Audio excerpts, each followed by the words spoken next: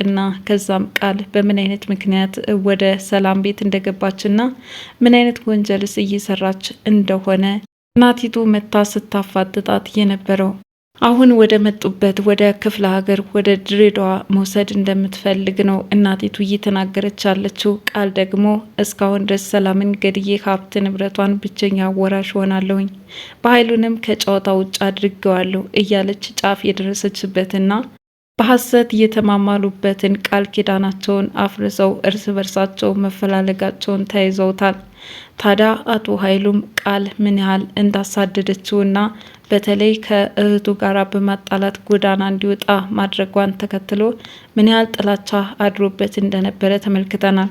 እውነትም ቃል በማጭበርበር የሰላም ልጅ እንዳልሆነች ሊናገር ፈልጎ አይ ይህንን በጥንቃቄ መጠቀም ይኖርብኛል፣ ቃል እውነት የሰላም ልጅ አለመሆኗን መናገር ማለት በራሴ ላይ ገመድ እንደ መስቀል ነው። ስለዚህ በዚህ ጉዳይ ብሌንን በደንብ አድርጌ እጠቀምባታለሁ በማለት ነገሩን በሚስጥር እንደያዘና ከዶክተሩ ጋር በመመካከር የሚያስፈልገውን ያህል ሊያገኝበት እንደሚችል ነበር ሲያስብ የነበረው። ነገር ግን ይህ ከመሆኑ በፊት ሳሚ ነገሩን ሁሉ ቀድሟቸው በጥስጥሱን አውጥቶታል ማለት ነው። ሳሚ በሚገርም ሁኔታ እንግዲህ ከዚህ በፊት ያው ብሌንን እንደሚወዳት እንደሚያፈቅራት ይታወቃል። ከዳግም ጋራ ሲመለከታትም ቅናት ያድርበታል። ታዲያ ለሱ በምን አይነት መልኩ ሊያቀርባት እንደሚችል እውነት ሌሎች ላይ እያሳየው ጭካኔ በብሌን ላይ ግን እንዴት እንደሚራራላትና እንደሚያዝንላትም ተመልክተናል።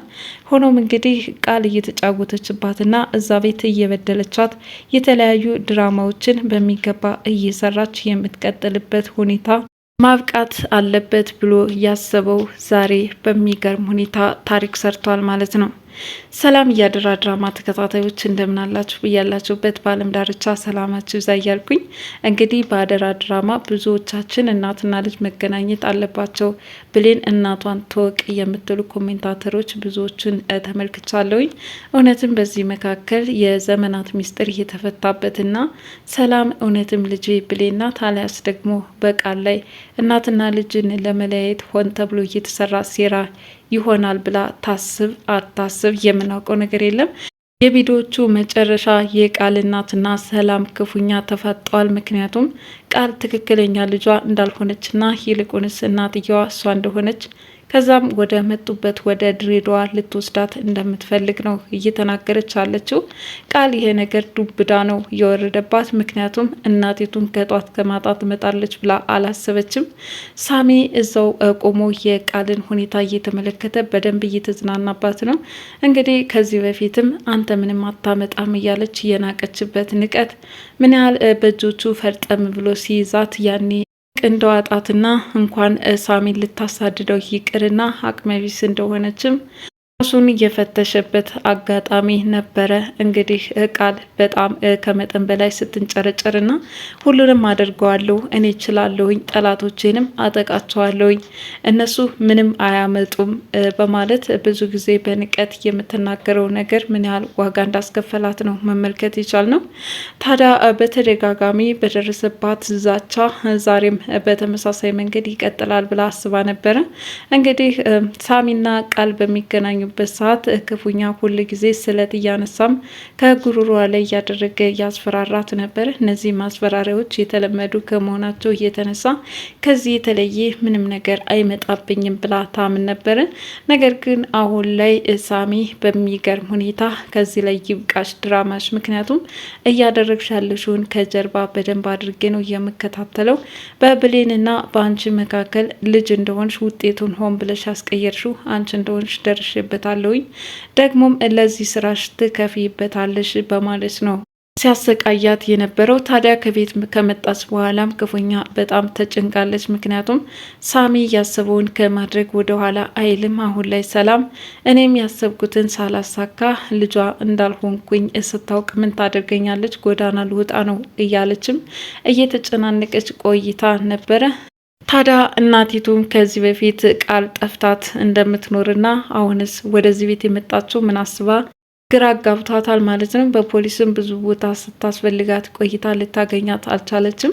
እንግዲህ ልጄ ጠፋች ብላ እየተጨናነቀች ያለችው እናት ልጅቷ ግን በወንጀል ተሰማርታ እንዴት የምስኪኗን ከአረብ ሀገር የተመለሰችውን የሰላምን ሀብት ንብረት ዙሪያው ካሉ ከተመካከረችውና በተለይ ከአቶ ኃይሉ ጋር እየተፈራረመችው ውል ማለት ነው ሰላምን በማጥቃት ሀብት ንብረት ወራሽ እንዴት እንደሚሆኑ አመቻችተው፣ ነገር ግን የሀብት ንብረቱ ጉዳይ ሊያስማማቸው አልቻለምና በመጨረሻ እርስ በርሳቸው ሊካዱ ችለዋል።